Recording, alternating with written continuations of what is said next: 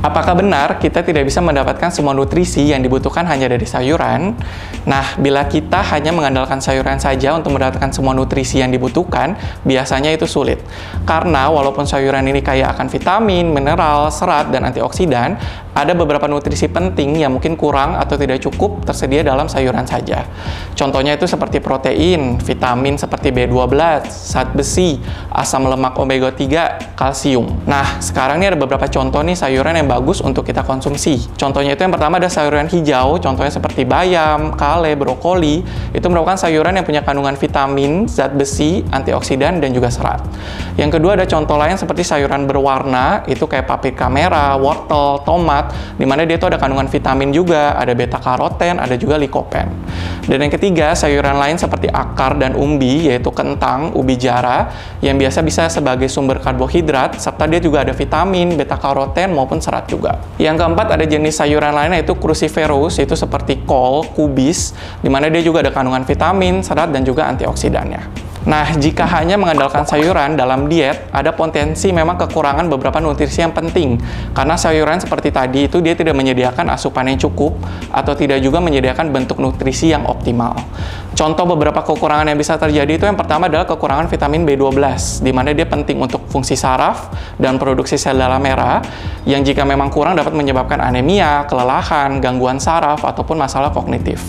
Yang kedua, bisa juga terjadi kekurangan zat besi, karena sayuran itu mengandung zat besi dalam bentuk non-hem yang tidak dapat diserap seefisien zat besi hem yang ditemukan dalam produk hewan. Jadi, dia dapat menyebabkan kekurangan zat besi sehingga anemia, kelelahan, ataupun penurunan kekebalan tubuh dapat terjadi.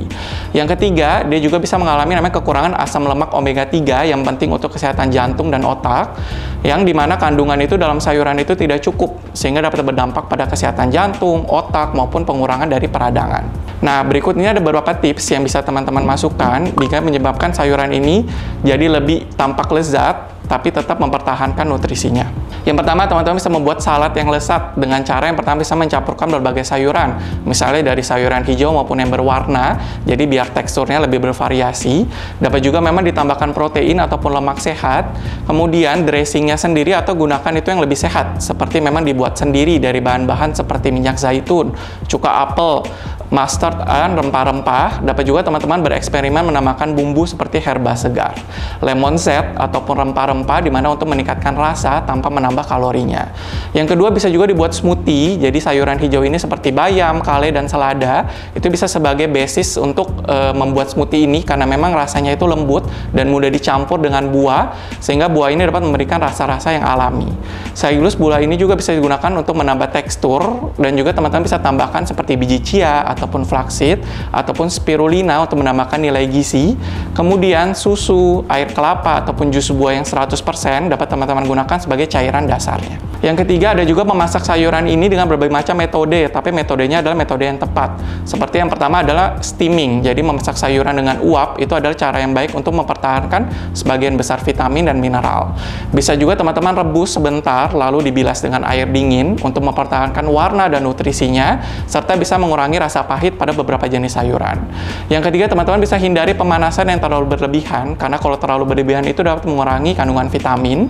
Atau enggak, teman-teman bisa memasaknya menggunakan minyak sehat, yaitu seperti minyak zaitun atau minyak kelapa.